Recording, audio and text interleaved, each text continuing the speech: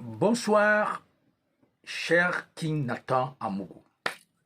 Bonsoir, chers panélistes. Bonsoir, chers téléspectateurs dans le monde entier. Je suis Jean-Oscar Mahop, depuis la France, dans la ville de Rueil-Malmaison. Ce soir, je viens donner ma modeste contribution pour le thème que nous allons tous partager ensemble concernant l'ordre du temple, l'élixir et la transmutation, transfiguration. Je vais d'abord parler un peu de la Genèse. L'ordre du temple, l'ordre des Templiers ou l'ordre religieux militaire du temple de Jérusalem. Ce sont les fils spirituels de Saint Bernard, pardon. Ils étaient à la fois moines, soldats, architectes, banquiers, diplomates, etc. L'ordre du Temple est né en 1118, moins de 20 ans après la fondation du royaume chrétien de Jérusalem, par les croisés de Godefroy de Bouillon. Les 9 chevaliers, français bien sûr, décidèrent de s'installer sur ce haut lieu. C'est un affluent, c'est un affluent symbolique des 3 grandes religions, l'islam, le judaïsme et le christianisme. Toutes monothéistes.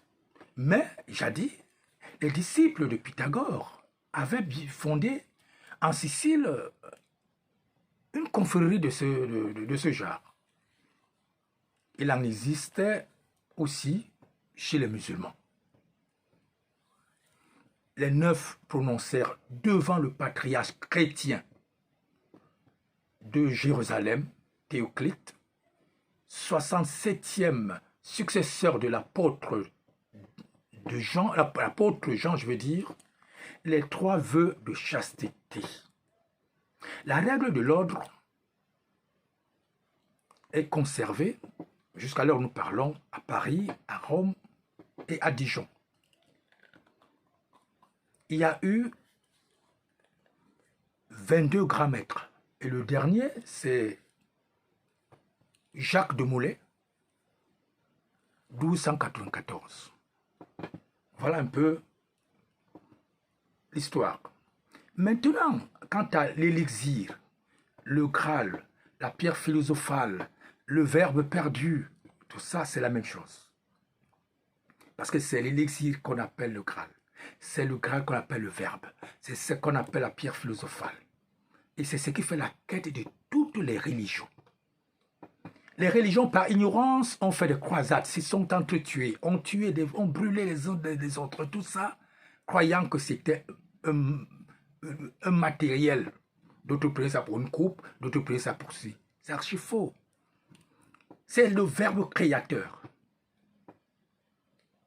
Et Dieu ne peut pas être dans une bouteille. Donc se retrouver quelque part dans un coin et les autres coins. Et c'est grâce à ce verbe, grâce à cette pierre philosophale, cet élixir, à ce Graal, qu'on redevient immortel, qu'on redevient enfant de Dieu. Pour ceux qui, ce sont les termes de religion, hein, qu'on redevient des dieux.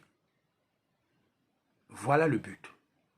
Voilà, c'est ça. Et l'élixir, c'est d'abord en chacun de nous. C'est par ignorance que les gens le cherchent partout. D'autres se tombent avec de l'or, des coupes en or, machin. Ça, c'est des histoires. Une coupe ne peut pas nous rendre immortels. Donc, quand on dit nous sommes des temples de Dieu, donc Dieu est dedans. Donc, nous sommes. Et pour y aller, il faut rentrer à l'intérieur de nous.